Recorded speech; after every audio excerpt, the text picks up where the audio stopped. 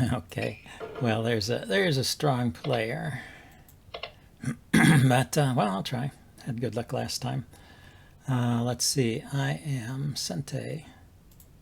Let's play a move here, and then let's go for the zoom in, so you can see the board. I'm gonna just close this diagonal right away. He does the same thing. See, he hasn't committed to playing a ranging rook opening yet.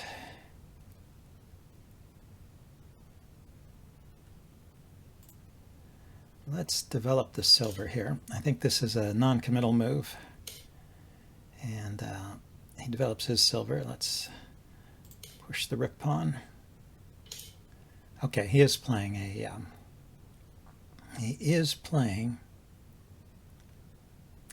this kind of opening. A ranging rook opening. Okay, I'm going to go for the Gangi castle. It's the snow roof, it's called on Wikipedia.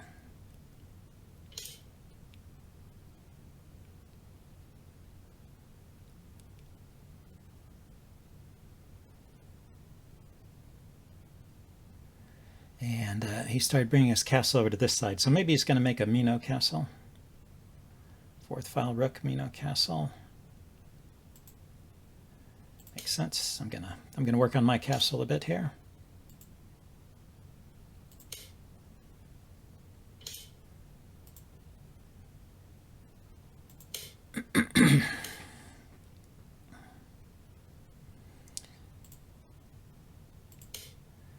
Now there's two different types of Gangi castle here. There's so he's giving an escape square for his king. Yeah, it's very typical.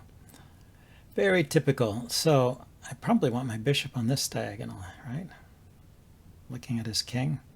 How does it get there? It could go here to here.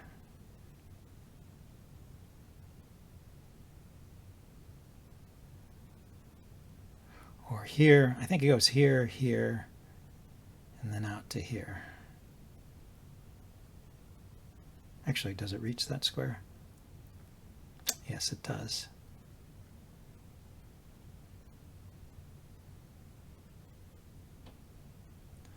And the pawn here would be okay. Let's go ahead and put another pawn up there.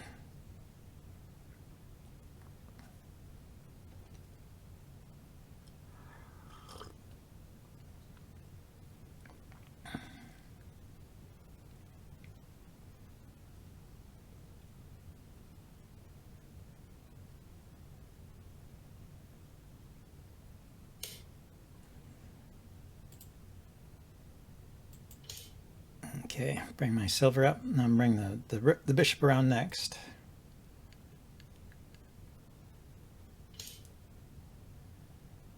Okay, he's bringing his silver out, so I'm going to keep an eye on that, see what his plan is. He's going to come out here, I guess, and then push the pawn forward. But he decided to push the pawn forward first.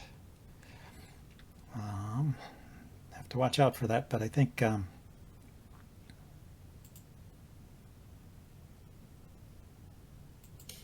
it's okay so far.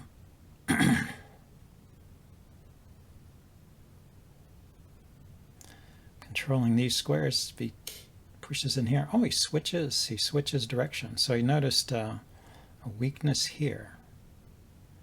True, true.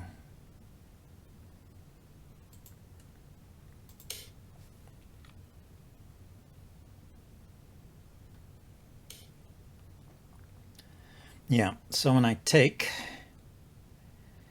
he takes. And I can't even drop a pawn back because I'm not controlling this square, but I could sacrifice that pawn, but then I don't have a pawn to play with.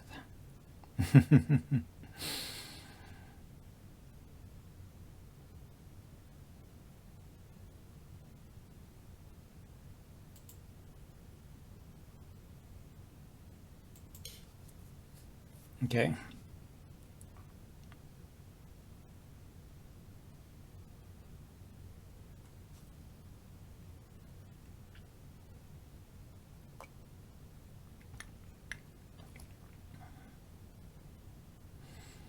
Anyway, there weren't many players looking for a game in my rating range, so that's why I accepted this game against the 4Q. Sometimes it's good to get a game. Sometimes it's good to play a strong player. I can bring, no, I can't bring my bishop here, but I can put my, I can't bring my silver there, but I can put my bishop here, which will stop this pawn from coming forward, and the silver is protected by the knight. Let's see if I can draw that. The knight protects the bishop. I don't know what I was saying, and the bishop is looking at the king along this diagonal. That's the plan here. I just need to. I was watching that Hidechi video about how to play against the Mino castle. He may be thinking about swinging his rook over. That also would stop me from dropping a knight here. Well, it doesn't look like I'll be able to drop a knight anytime soon. Let's see, so how should I bring my play forward? Should I bring the knight out?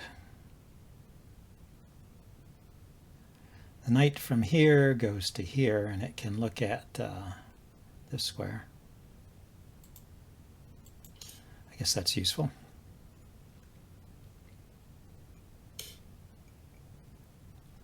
Okay, the silver, maybe to support the pawn coming forward, or maybe he's probably going to put the silver in front of the rook and push this pawn forward, huh? I still have that covered. Let's think about this. Silver here, pawn here. I'm giving him 2 moves in a row. Then I take the pawn. He takes back.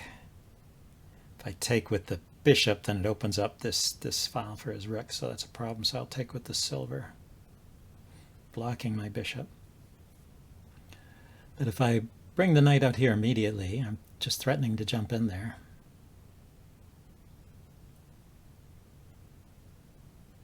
He can't push the pawn. So let's go for it.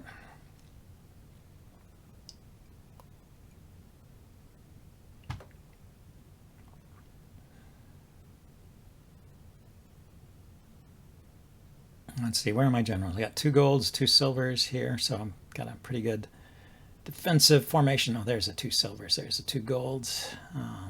Bishop and rook. The rook is not doing anything. I never push this pawn further to give the rook more scope. Well, let's see. His bishop is still in its original square. Not yet doing much. It's looking at the lance through this pawn and his silver. His rook is looking at my bishop. The silver here blocked his rook. I thought he was going to swing his rook across this way to defend.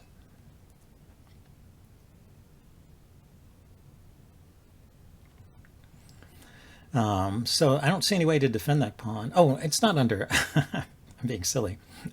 It's defended by the knight, of course, so I'm not making a threat. I don't know why. I always forget about the knight that's sitting on the back rank defending that pawn. Or, I can't say always, but I often forget about that. So what am I going to do here? And he can just attack my knight.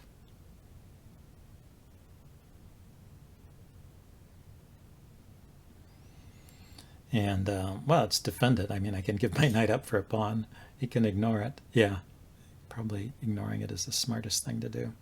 So is there a way for me to provoke an exchange here so that I can get a silver to drop here?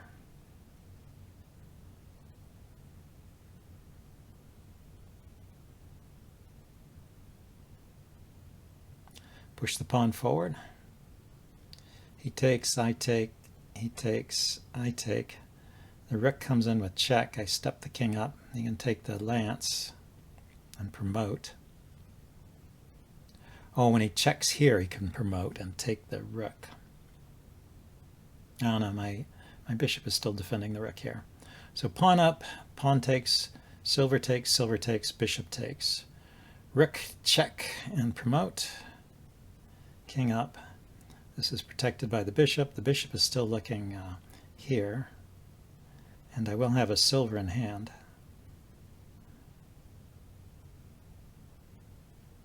Let's try it.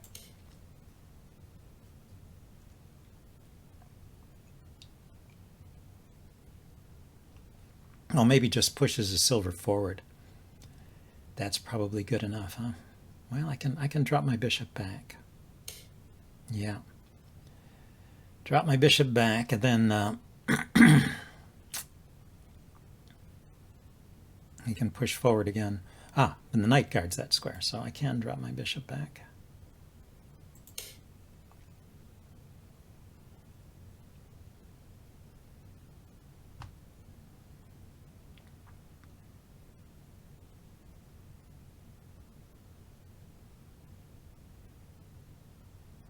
Maybe I could bring my rook over to oppose his rook.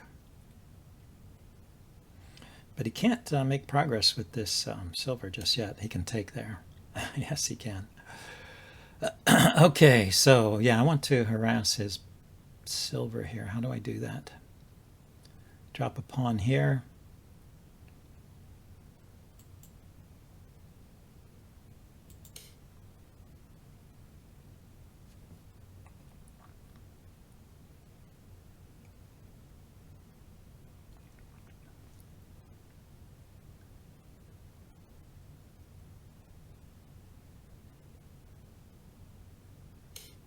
Yeah, so he promotes. He's attacking my...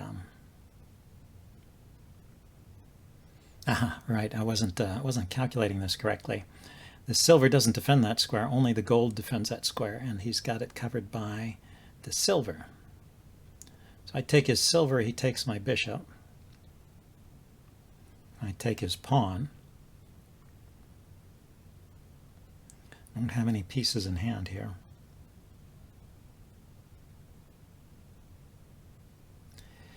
If I take with the gold, he takes back, and he's still threatening my bishop and my silver. No, he's not threatening the silver, he's just threatening the bishop. So I could sacrifice the gold here and drop back.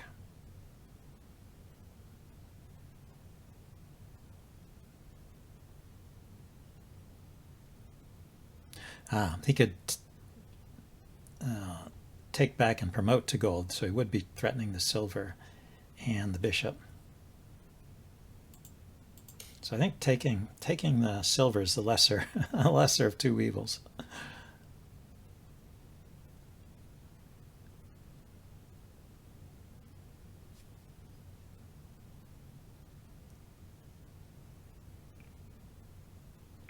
But now I don't have a bishop on this diagonal to go after his castle with. Well, I was probably a bit optimistic to be thinking about going after his castle so soon, when he hadn't made any obvious weaknesses. But you gotta try these things to learn, right? I think he should just take my bishop, right? What's wrong with that? Is he maybe looking for something better? I mean, after he takes the bishop, he'll have a bishop drop. Could drop it here, for example, hitting my rook and hitting the lance. Maybe he's looking for a way to quickly checkmate me.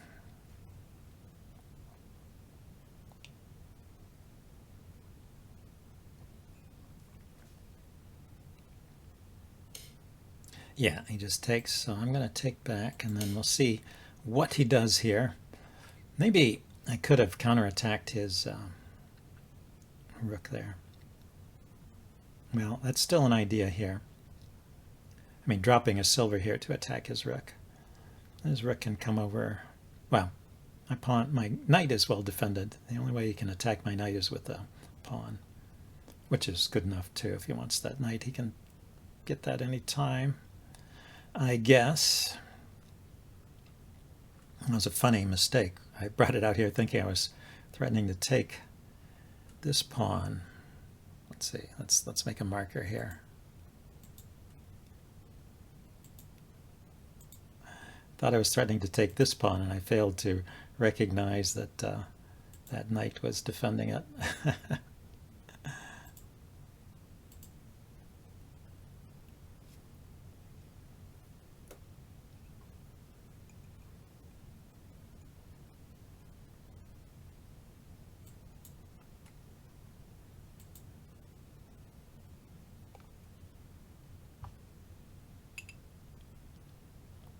As well as the silver. The silver and the knight are both defending that pawn, and the king.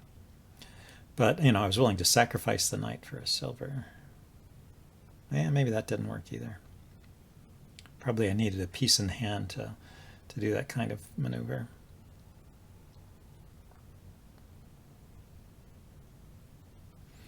So I guess he is looking here for the killer blow with his bishop.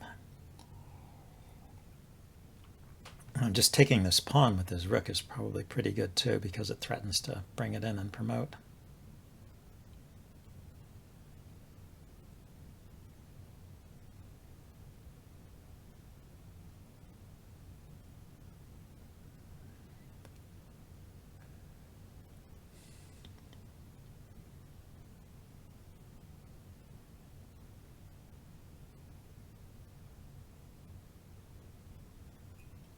Well, I'll play on a little bit. It's going to be interesting to watch his technique, see how he finishes the game. But I assume I'm already lost at this point.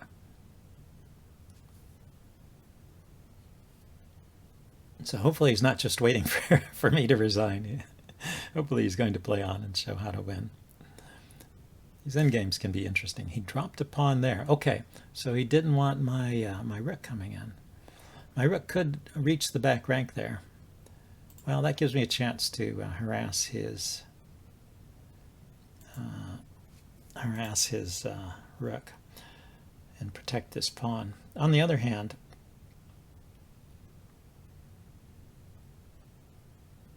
I should see if there's anything I can do with this knight here. Well, if I can get my silver to this square. Oops. I meant to drop it there. That was silly. I meant to drop it here. It makes a big difference. Highlighter. I meant to drop it on this square so that I could come to this square and maybe coordinate with the knight. And yeah, there, it's coordinating with the rook over there. It just makes no sense, that drop. That was just a misclick.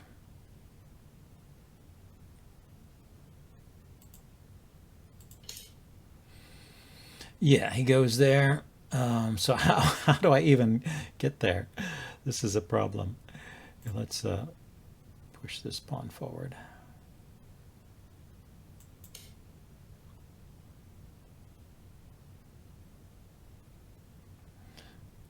The bishop drop here doesn't work because of the knight's guarding that square. Another example of overlooking the knight. Okay, I move this pawn forward so that I can support my my bishop coming forward. And my silver, I mean. Silver here. And maybe I can drop a pawn here. Something like that. Still haven't managed to free up the square for my knight.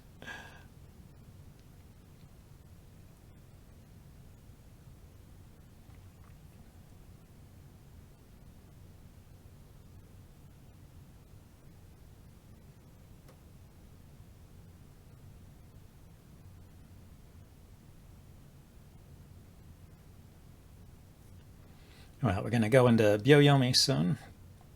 Get 30 seconds per move. So the pace of the game will pick up.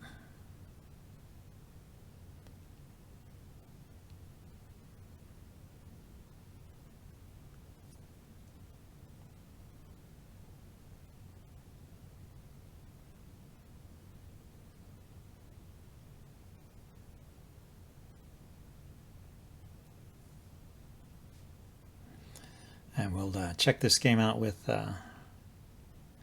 Elmo and Shogi Dokuro to see if there's some interesting things I missed here. I'm sure there are many things I missed, but see if we can find a few things to point out.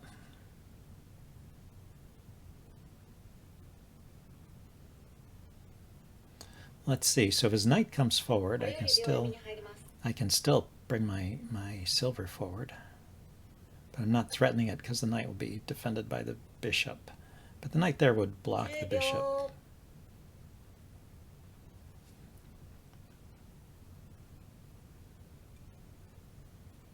I do hope he's going to move.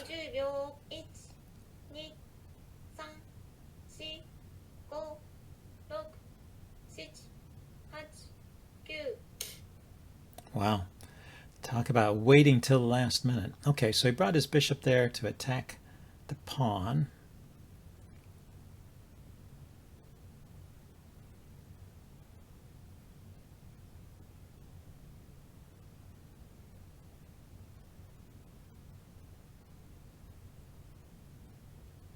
So I can put my silver here. He can take the pawn.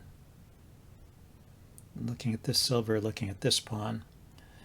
But then and my silver will be under attack from his rook. Yeah, I wanted to have time to drop the silver here and then drop a pawn here. If I drop the pawn right away, yeah, let's do that.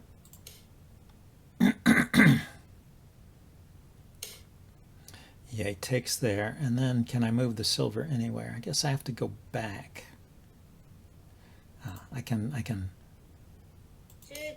defend the silver there with the knight. He takes another pawn. Okay, now I still can't go forward with the silver. I can push this pawn forward. But now he can take this, yeah.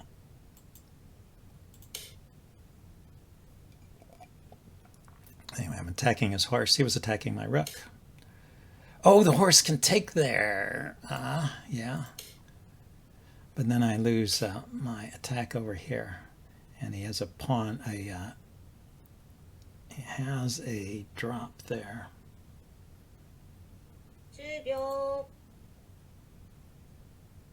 Okay, looks like he's going to finish me off in style here, but let's see how he does it. He just came back. Okay, pushing this pawn forward no longer makes any sense because I don't have a heavy piece. I can drop a bishop here to attack his rook. Get a bishop back in the game, look at his king. But he's still well defended over here, so it's not really helping.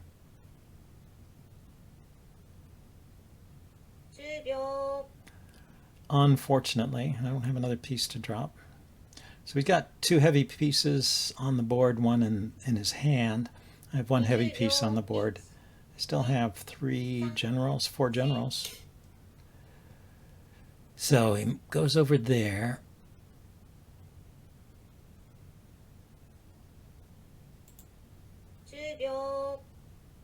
Let's bring the silver out.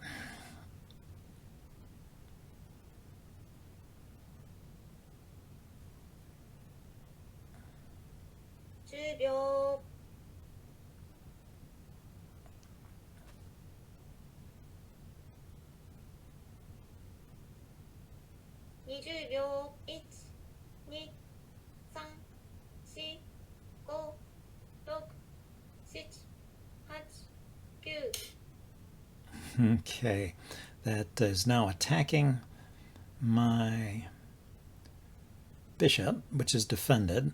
Let's attack his rook.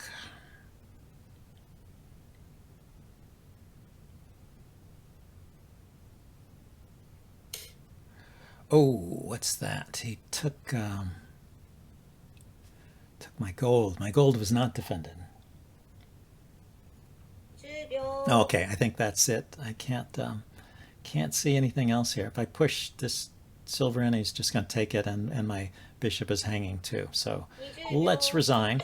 Anyway, interesting game. I will check that out. Here, let's say thank you for the game. Have a nice day. Here, let's go back to the large screen. I mean, let's zoom out. So you can see the discussion there, just saying thank you for the game and have a nice day. But yeah, since I lost my gold here, and I'm about to lose either this bishop or, well, it's hard to find a good square for that bishop, and I can't bring my silver in to attack over here like I want to because it's guarded with the pawn. I don't have a pawn to drop. If I had a pawn to drop here, maybe I would still do something. But, well, I can't drop a pawn because I have one there. And I want to drop the pawn here. But anyway, that's what I was thinking at this point of the game. It's pretty much all over once I lose those once I lose all those pieces. So anyway, good game. Let's go back to this screen, say had good manners. And yeah, I'll check that out with Elmo and Shogi Dokuro and add some comments to this video if I find something interesting. See you guys next time. Bye. I took a look at this game with Elmo and Shogi Dokuro, and well, this is the graph I got when I did a game analysis. It does look kind of one-sided. It seems like it was even up to here, and then I started making mistakes and it went kind of downhill. But you know, it's interesting. There weren't that many mistakes in this game. Normally this column here is littered with marks, but seems that, well, shortly after the opening I start making some mistakes. And then here's looks like a blunder on move 35. And then those are the only marks that were made by Elmo here. Of course, I guess at this point I was losing so badly that maybe it didn't really matter. So I just lost quicker. Anyway, let's take a look at this. So I blocked the bishop's diagonal. This seems to be okay. I'm just avoiding the trade for now. And in fact, I'm trying to go for the Yagura opening. Let's see if I can get a mark here. Which would involve putting the silver to that square. So I'm headed in that direction. But I'm not going immediately for the Yagura because it kind of depends on what my opponent plays, how I'm going to do this. So after a few moves, I decide not to commit to the Yagura right away because he hasn't committed his rook. His rook can still slide across, and we see that happens very quickly here. You can tell if he's thinking of moving the rook because, well, for one thing, yeah, let's see if we can go with the highlighter here. He didn't move the rook pawn, so that's one clue, that rook pawn was never moved. And then another clue was that this whole row here was open, so his rook was able to slide. So those are two clues that your opponent might be going for arranging rook opening. So I played this rook pawn push as kind of a waiting move, but now he's committed. So I change my strategy, and instead of playing the Yagura opening, I go for the Gengi opening. So well, just to talk a little bit about the openings. So you can look them up on Wikipedia, and the Yagura opening is called the fortress opening on Wikipedia. So keep that in mind. And the Gengi opening is called the snow roof opening on Wikipedia. So they like to give English names when they can. And the opening my opponent goes for here is the Mino Castle. Well, yeah, these are the names of castles, not openings. So yeah, if you look up Shogi Castle on Wikipedia, you'll find all of these castles talked about. So the Yagura is the fortress, the Gengi is the snow roof, and the Mino castle is just called the Mino Castle. Okay, so let's continue on. So that's why I'm moving up the gold here, and the other silver and the other gold, and then I move my king over one step, and then later I move the silver up. Yeah, so this is the Gengi opening. So we just went straight for the opening, and my opponent in the meantime was setting up the Mino castle with his king here where the rook used to be, the gold here not moving, and then the silver next to the king. So we both got our castles, and now we can start to make a little bit of progress in the center. This silver, there's a couple different kinds of Gengi openings. Sometimes the silver goes here and sometimes it goes here. And I don't know the subtle differences, but I'm learning them. And then I'm maneuvering with my bishop. The bishop is not looking at these squares like it does in, you know, sometimes you put the bishop here to look out this way and cover this pawn. But in fact, in this case, the bishop is looking to redeploy in this direction. And this is maybe a useful strategy, particularly against the Mino castle that my opponent has set up here. So far, no big mistakes here. I was a little bit worried about these bishop maneuvers because I thought maybe they were a little bit time-wasting, but they seem to be okay, at least the way my opponent played it. And in fact, this move here, this pawn move, is the first move that's tagged as a mistake by Elmo. But it doesn't object to the idea of a pawn move. It just would prefer to move the pawn on the ninth file. So it is looking at this move as an alternative to the pawn move that I pushed. But anyway, let's go on. And then my opponent, Gote here, shifted his rook over. And then I dropped my bishop down. So I guess this bishop maneuver was a slight mistake. What's this? The recommendation is pawn 2f to 2e. So let's take a look at that. Pawn 2f to 2e. So it wants me to push this pawn forward rather than bring the bishop back immediately. Well, that would give this bishop one more square to go to. Also, this pawn has the rook behind it, so you're often wanting to push this pawn also to see how your opponent is going to defend that square.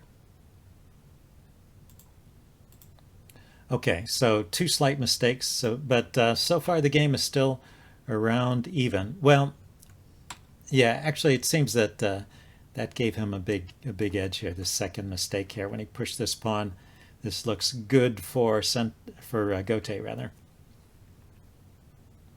I'm Sente in this game and my opponent is Gote. So anyway, we have this exchange. This seems okay. And then this move here. This move here, I realized it was a mistake pretty shortly after I played it. My idea was that the bishop and the knight are concentrating on the pawn on the 7c. So my knight has a square to go to. But I was wrong. I just overlooked the fact that the knight, my opponent's knight, was defending. So, and of course the silver and the king were defending. I was aware the silver and the king were defending, but if I take and he takes back with the silver, you know, I've got a pin on the silver. I could drop a pawn on it. I was thinking that would be okay, but but when he just takes back with the knight, then I've just sacrificed a knight for nothing. Although maybe I could still drop a pawn here and recapture the knight. Anyway, it's a mistake to bring out your knights too early, and when you do bring them out, you want to make sure you have a clear plan for them. And so this is the kind of mistake I need to avoid, because that's something I could see. I just occasionally still overlook which squares are defended and which ones aren't, and what pieces are defending them. So that's just a sign I need to play more. And then after this, it's pretty much downhill. There was one spot here where it seems like yeah, my opponent made a mistake here with that pawn drop. It seems that wasn't the strongest move. And then my reply was not the best reply. What did I do? I moved the silver up. Oh, I dropped the silver. Yeah, so the Elmo is suggesting instead of dropping the silver to take with the knight on 5c. Not a move I thought of, but I guess my knight is a goner anyway, and maybe that's a useful sacrifice. So if I take with the knight here,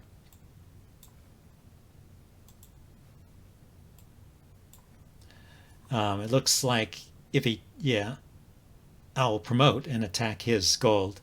So he will take, and then this pawn will be left undefended. So my rook can come in here, take that pawn, and promote. So actually, that looks like a really nice tactic, I have to admit. So that would have been a way to get back into the game. That was maybe my only chance there, and I missed it. So yeah, I just was bringing my silver in, and he's just winning the rest of the way, so I don't think there's too much more commentary. But anyway, as I said, there's a forced mate here at the end, even. There are a couple interesting points to look at, and I think I played kind of a decent game. I just need to get more experience, and I should probably play more players at my own level if I can find them. I'm certainly going to look for that. Anyway, I hope you guys enjoyed this video, and I will see you next time. Bye now.